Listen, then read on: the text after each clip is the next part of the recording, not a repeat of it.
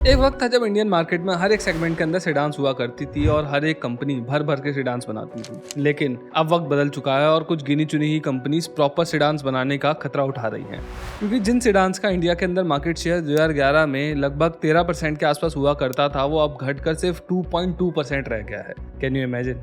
तो बॉस, इसके पीछे रीजन क्या है? वेल ऑब्वियसली इसके पीछे का रीज़न है हम भारतीयों की फेवरेट एसयूवीज एंड क्रॉसओवर्स, जिन्होंने ओवरऑल इंडियन कार मार्केट के अंदर 60% से भी ज़्यादा शेयर ग्रैब कर रखा है और ऐसा आतंक मचाया है कि जो हैचबैक इंडिया के अंदर सबसे ज़्यादा बिका करती थी ना, उनकी भी मार्केट अब श्रिंक होकर सिर्फ 30% पर पहुंच गई है। लेकिन सवाल यहाँ पर ये उठता है कि क्या एसयूवी सच में सेडान से ज़्यादा बेहतर हैं, या फिर हम बस भेड़ चाल के अंदर ही इन एसयूवीज को खरीदे जा रहे हैं और सेडान्स को नकारे जा रहे हैं? वेल, इस सवाल का जवाब देने के लिए ये मैंने वीडियो बनाई है और आज मैं आपको बहुत ही ज़्यादा डिटेल में समझाऊंगा वो कुछ रीजंस जिनकी वजह से मुझे ये लगता है कि कई लोगों के लिए सेडान्स आज की डेट में भी बहुत ज़्यादा सेंस बनाती है। आज हम इस वीडियो के अंदर बहुत ही ज़्यादा डिटेल में समझेंगे कोफिशिएंट ऑफ ड्रैग को, सेंटर ऑफ ग्रेविटी को और पेडेस्ट्रियन सेफ्टी को, यानी कि ऐसे फैक्टर्स को जो कि सेडान्स के फेवर में बहुत ही ज़्यादा काम करते हैं। लेकिन उससे पहले please consider subscribing to our channel, ताकि हम ऐसी ही बहुत बढ़िया वीडियोज़ बनाते रहें। तो चलो, सबसे पहले हम सेडान्स की हिस्ट्री को समझ लेते हैं और फिर बाकी मुद्दों पर बात करते हैं।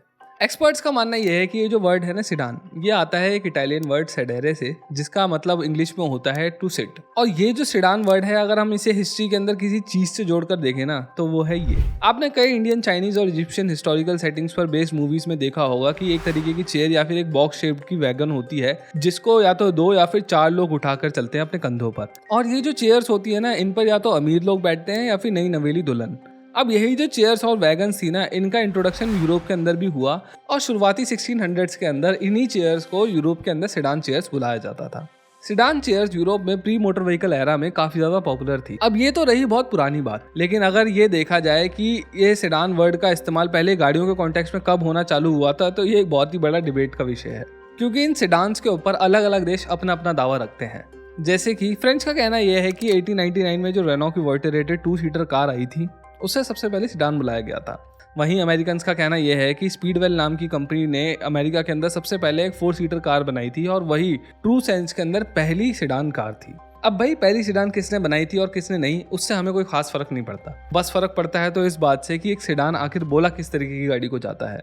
अब देखो, वैसे तो ये कोई बताने वाली बात नहीं है, लेकिन अगर आप में से कुछ लोग चट्टान के नीचे रह रहे थे तो उन लोगों के लिए बता दूं कि सेडान एक 3 बॉक्स शेप वाली कार को बोला जाता है, जिसमें इंजन, ऑक्यूपेंट्स और लगेज के लिए 3 डिफाइंड कंपार्टमेंट्स होते हैं। अब जब हम सेडान से जुड़ी हुई हिस्ट्री और सेडान्स की डेफिनेशन को जान चुके हैं, तो अब हम जान लेते हैं वो 3 रीजंस जिनकी वजह से सेडान्स आज भी एसयूवी से बेटर हैं और डेफिनेटली कई लोगों के लिए आज भी बहुत ज़्यादा सेंस बनाती हैं। तो सेडान्स को लेने का सबसे पहला और सबसे बड़ा रीज़न है बेटर एरोडायनामिक्स। एक कार को डिज़ाइन करते वक्त एरोडायनामिक्स का बहुत ही ज़्यादा ध्यान रखा जाता है। आप एक बैलगाड़ी के अंदर एक इंजन लगा सकते हैं और वो बैलगाड़ी दौड़ने लग जाएगी, लेकिन एक कार को एफिशिएंटली मूव करने के लिए एरोडायनामिक्स का पार्ट बहुत ही ज़्यादा बड़ा होता है। अच्छा, वैसे क्या आपने कभी ड्रैग कोफिशिएंट के बारे में सुना है? वैसे आप में से कई लोगों ने सुना तो होगा इसके बारे में, लेकिन अच्छे से मैं अभी समझा देता हूँ। अच्छा, एक बात बताओ, क्या आपने कभी चलती हुई गाड़ी में से अपना हाथ बाहर निकाला है? अगर आपने निकाला होगा तो आपको मालूम होगा कि चलती हुई गाड़ी में जब आप हाथ बाहर निकालते हो तो आपके हाथ पर बहुत ही तगड़ा एक दबाव महसूस होता है, और ये जो हवा का दबाव होता है ना, इसे ड्रैग बोला जाता है या फिर एयर ड्रैग बोला जाता है। और यही जो ड्रैग वर्ड है ना, इसी से निकलता है ड्रैग कोफिशिएंट, जो कि इस चीज को मेजर करता है कि एक ऑब्जेक्ट के थ्रू हवा कितनी आसानी से फ्लो हो सकती है। अब अगर किसी ऑब्जेक्ट का ड्रैग कोफिशिएंट ज्यादा होता है तो इसका मतलब ये होता है कि वो हवा के दबाव को ज्यादा आसानी से पार नहीं कर पाएगा। वहीं अगर किसी ऑब्जेक्ट का ड्रैग कोफिशिएंट कम होता है तो इसका मतलब ये होता है कि वो हवा को बहुत ही ज़्यादा आसानी से पार कर लेगा। कई साइंटिफिक स्टडीज़ के मुताबिक अगर आप अपनी गाड़ी के फ्रंट बम्पर को थोड़ा बहुत भी ठीक कर दो ना, तो आप 32% तक ड्रैग को कम कर सकते हो। और इसी तरीके से जो गाड़ी का रेयर एंड भी होता है ना, वो भी ड्रैग कोफिशिएंट को बहुत ही तेज़ी से ऊपर नीचे कर सकता है। और एरोडायनामिक्स के मुताबिक एक सेडान की रेयर विंडो ज्योमेट्री और टेल की वजह से एयर बहुत ही स्मूथली गाड़ी से सेपरेट होती है इन कंपैरिजन टू एसयूवी।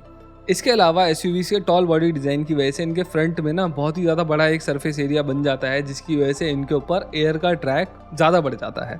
तो यही जो 2 रीजंस है ना, इन्हीं की वजह से एक एसयूवी का ड्रैग कोफिशिएंट सेडान के मुकाबले 30% तक खराब हो सकता है, यानी कि 30% तक ज़्यादा हो सकता है।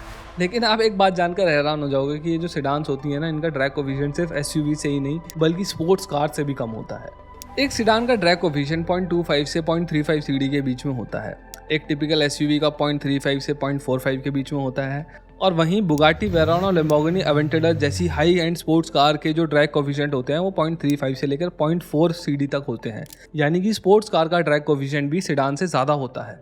अब ये जो स्पोर्ट्स कार होती है ना, ये बहुत ही ज़्यादा नीची होती हैं और इनको देखकर ऐसा लगता है कि ये हवा को बहुत ही ज़्यादा आसानी से काट पाएंगी, लेकिन इसके बावजूद भी इनका जो ड्रैग कोफिशिएंट है वो खराब है सेडान के मुकाबले। अब ऐसा इसलिए है क्योंकि स्पोर्ट्स कार्स को हवा को काटने से भी ज़्यादा हवा को दबाने के लिए डिज़ाइन किया जाता है, और ऐसा इसलिए किया जाता है ताकि हाई स्पीड्स पर ये गाड़ियाँ टेक ऑफ ना कर जाएं। अब ठीक है, आप ये तो समझ ही गए कि सेडान्स के एरोडायनामिक्स सबसे ज़्यादा अच्छे होते हैं, लेकिन आप ये पूछोगे कि भाई इससे हमारे को क्या फ़ायदा, राइट? अपने बेटर एरोडायनामिक्स की वजह से सेडान्स की ना फ्यूल एफिशिएंसी एसयूवीज के मुकाबले काफ़ी ज़्यादा बढ़ जाती है, और इसको हम एप्पल टू एप्पल कंपैरिजन से भी समझ सकते हैं, यानी कि सेम इंजन वाली एसयूवीज और सेडान्स के माइलेज के कंपैरिजन से।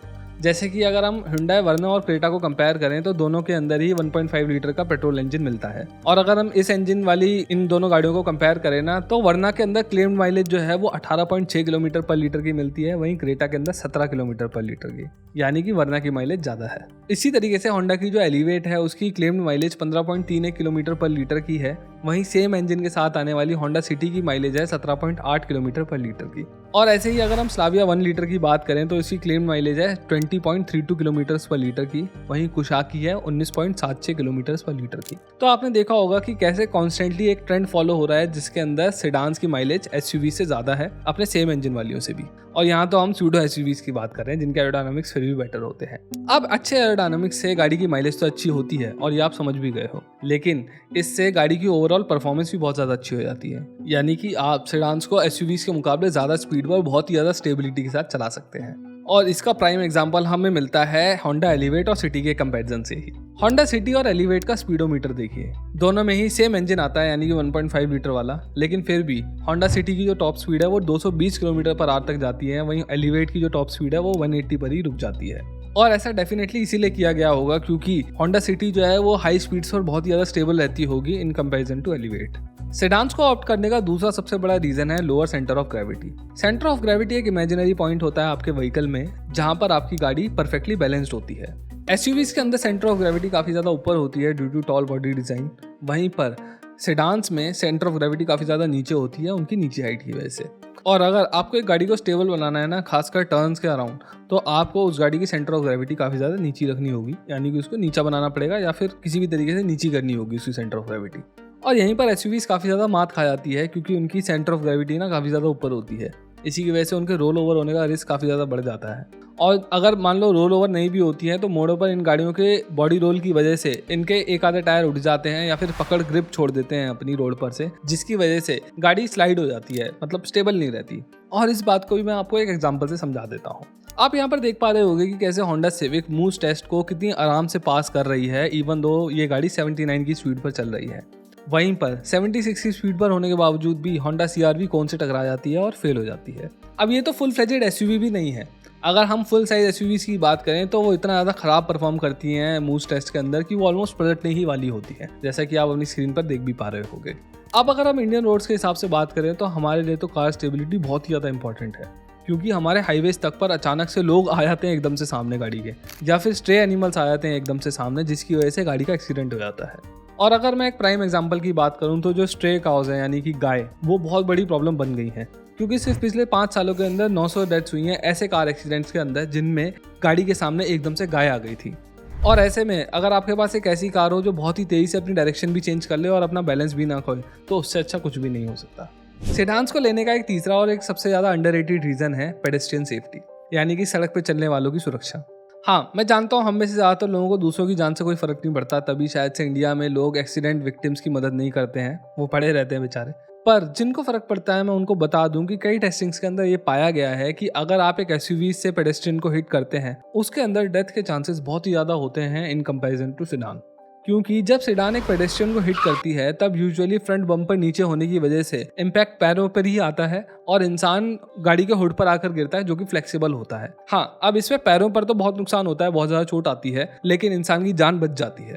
वहीं जब एक्सीडेंट एक एसयूवी और एक इंसान के बीच में होता है ना, तब गाड़ी के फ्रंट के ज़्यादा ऊंचे होने की वजह से गाड़ी का फ्रंट इंसान के टॉर्सो से या फिर हेड से टकराता है, यानी कि पहला कोलिजन इंसान के ऐसे पार्ट से होता है जहां पर वाइटल ऑर्गन्स होते हैं, और यही रीजन है जिसकी वजह से एसयूवीज के साथ एक्सीडेंट होने पर इंसान के मरने के चांसेस बहुत ज्यादा होते हैं इन कंपैरिजन टू सेडान्स। अब ये जो पेडेस्ट्रियन सेफ्टी है ना, ये इतना इंपॉर्टेंट पार्ट होता है कि ओवरऑल सेफ्टी रेटिंग की गाड़ी के नीचे गिर जाती है अगर वो इसको ठीक से पास नहीं कर पाती है एंड कैप्स के अंदर। अब यही जो 3 मेजर रीजंस थे ना, इन्हीं की वजह से मैं मानता हूँ कि जो सेडान्स हैं वो बहुत ज़्यादा सेंस बनाती हैं एसयूवीज के मुकाबले भी।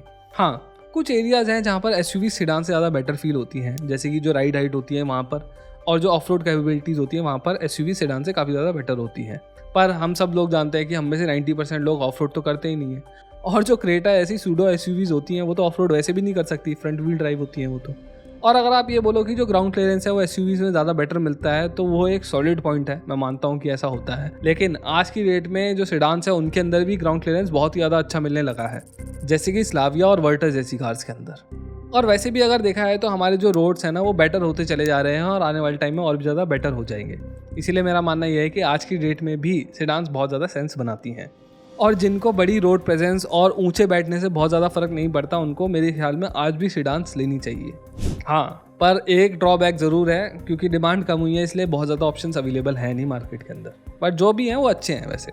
तो इस वीडियो में बस इतना ही। अगर आपको मेरी वीडियो पसंद आई हो तो please consider subscribing to our channel. इस वीडियो को लाइक करिए, शेयर करिए, और कमेंट्स में ये ज़रूर बताइए कि आपकी फेवरेट बॉडी टाइप वाली गाड़ी कौन सी है, हैचबैक, सेडान, या फिर आपको एसयूवी ज़्यादा पसंद है। तो इस वीडियो में बस इतना ही। Thank you.